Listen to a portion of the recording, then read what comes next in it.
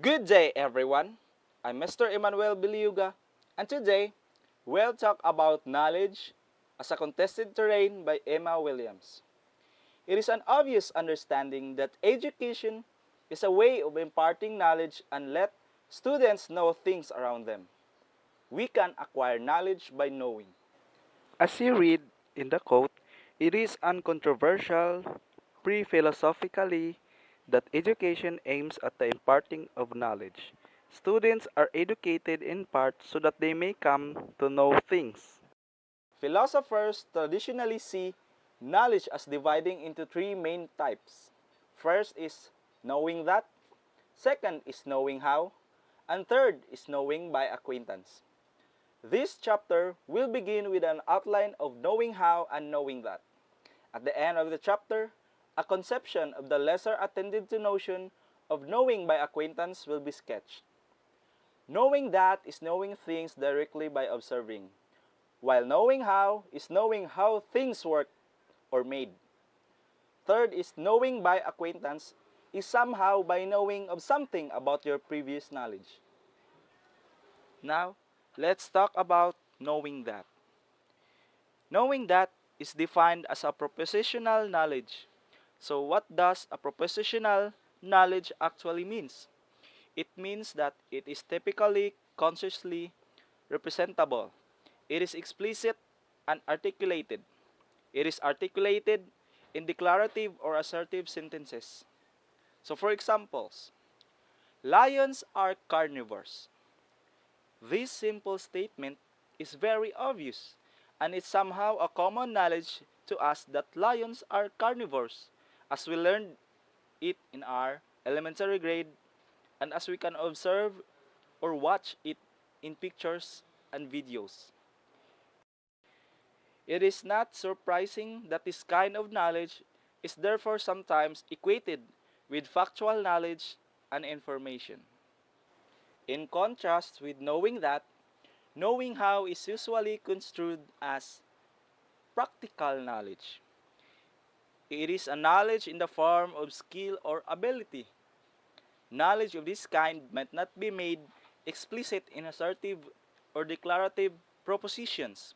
It is instead sometimes spoken of as being tacit or implicit. Procedural knowledge is said to be manifest in the use of a skill or the doing of an action. Thus, for example, riding a bike would be classed as a mode of knowing how, since to do this, I do not need facility with certain propositions or concepts, but rather need to possess the relevant skills or technical abilities. Other candidate examples of knowing how include playing musical instruments and speaking foreign languages. The concept of knowing how is sometimes related to the ancient Greek conception of techne, which was considered to be the kind of knowledge demonstrated by craftsmen or arts. It is also related to the Aristotelian conception of phronesis or practical judgment. So, as we can see in the picture, you can get knowledge by experiencing it yourself. So, knowing by acquaintance. The conception of knowing by acquaintance offered here will be developed in relation to K-tropes presented by the phenomenological philosopher Martin Heidegger. Heidegger's thinking is certainly not the only resource for such an account, but it does provide a helpful entry point for this chapter. Indeed, the phenomenological turn instigated by Edmund Husserl and developed in a particular direction by Heidegger was itself an attempt to move beyond the distortive assumption about human beings' relation to the world that had been created by epistemologically driven philosophizing and the mediational picture of knowledge.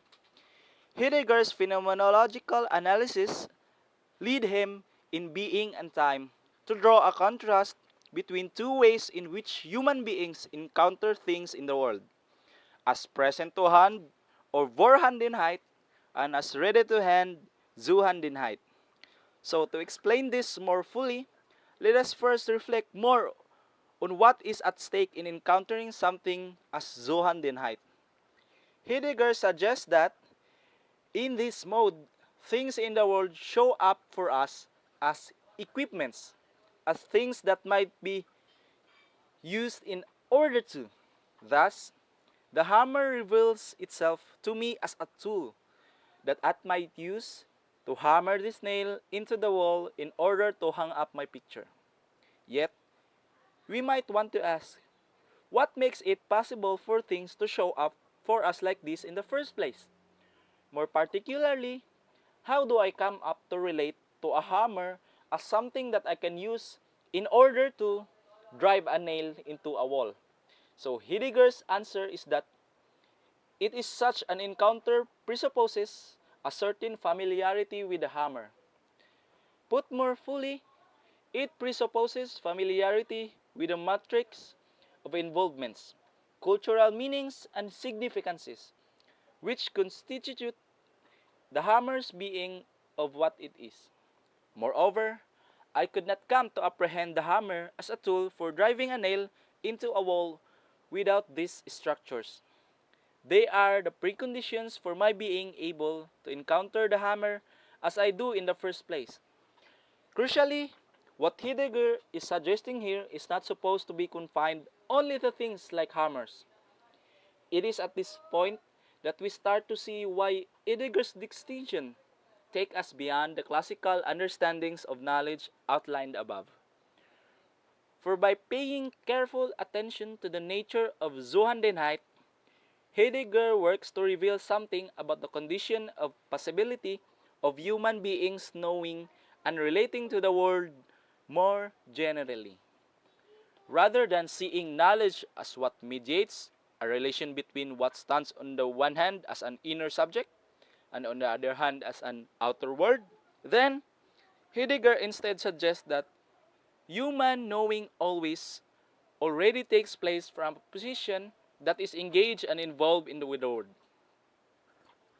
Heidegger's works to reveal something about the condition of possibility of human beings knowing and relating to the world more generally, rather than seeing knowledge as what mediates a relation between what stands on the one hand as an inner subject and on the other hand as an outer world.